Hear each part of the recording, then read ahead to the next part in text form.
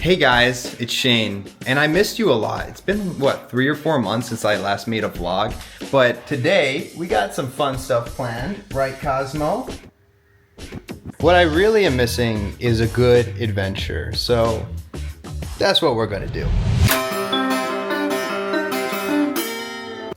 So, I picked up this really weird trait growing up where I move my mouth a little bit while I'm concentrating really intensely on something, especially while playing a musical instrument. And I got it from my dad. Whenever I watched my dad do something, whether it was like parking or anything, he was always really intensely moving his lips. It was weird, right? But 8-year-old Shane thought that that was the trait to pick up, you know? So now, whenever I play these instruments, I record a cool video of myself and I look back at my lips going like. So, challenge, play the Persian sitar, freestyle, but don't move my lips. Can I do it?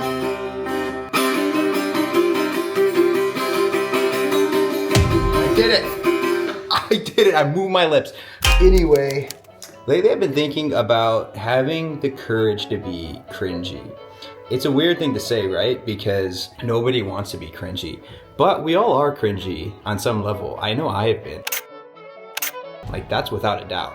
In fact, I used to make videos in the most loud, obnoxious, overly pseudo-masculine way. You know, 3 hours a month now, we'll take that.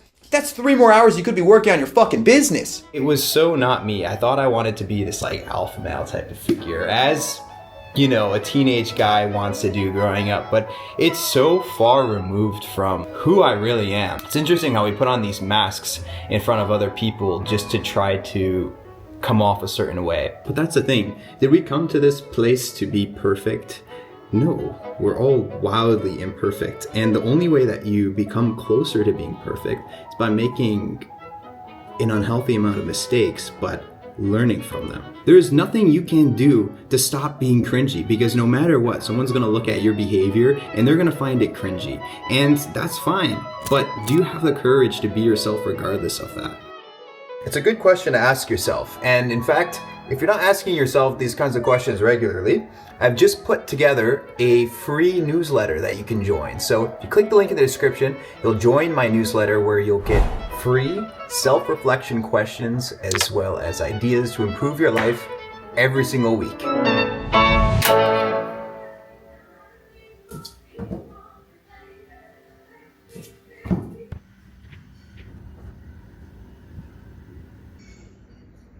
Okay, come on. Who pooped on the yoga mat? Lola, it's got your name written all over it. Do you also find it oddly satisfying to clean? I mean, probably not poop. I would prefer not to be cleaning poop right now. But doesn't it feel good just to clean things? Again, I don't mean poop. I don't know. I think there's something very spiritual about tidying things up, getting rid of stuff that doesn't belong, and crafting an enjoyable space. You might be wondering, Shane, are you really trying to romanticize cleaning poop right now? The answer to that, my friends, is, I guess. All right, that was pretty gross. Let's go work out so I can shower.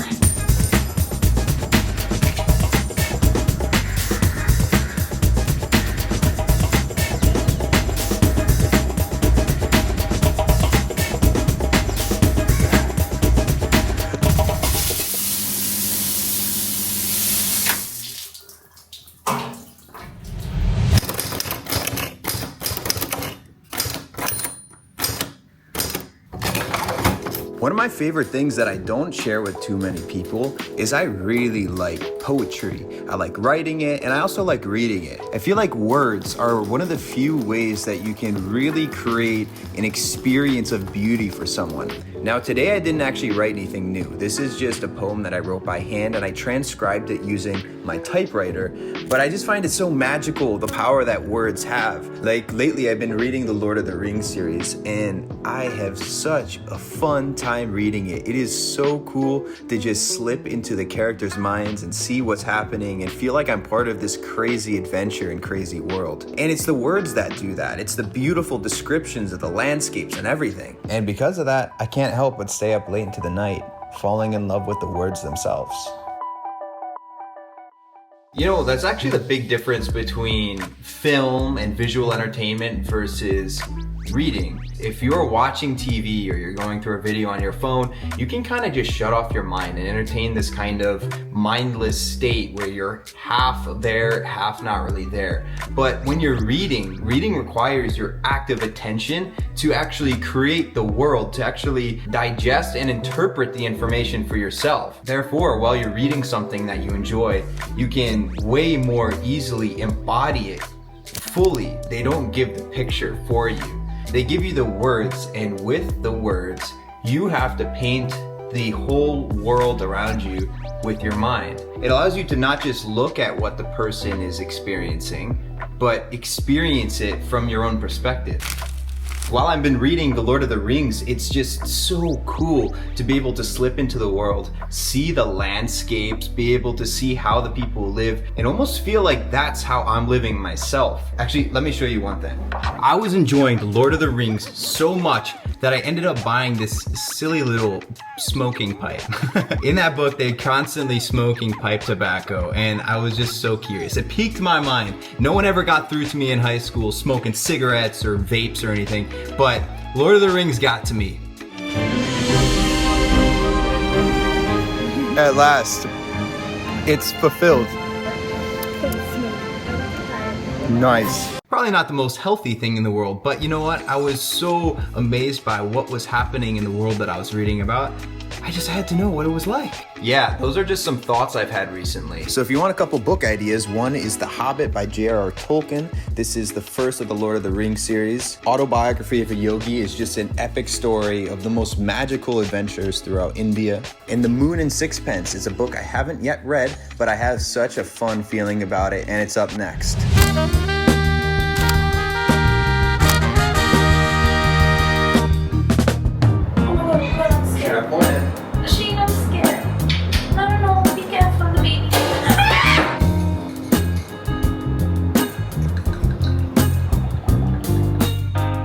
Having an Aperol Spritz. And I'm having the only drink I drink, or the only alcoholic drink I drink, which is red wine. Now, just because I enjoy reading books doesn't mean I also don't like watching movies. We are watching Fountain of Youth. I love a cheesy adventure journey movie, and this one checks all the boxes from what I've seen in the trailer. It seems like some kind of treasure they're hunting for. They're going in all these like foreign locations and everything.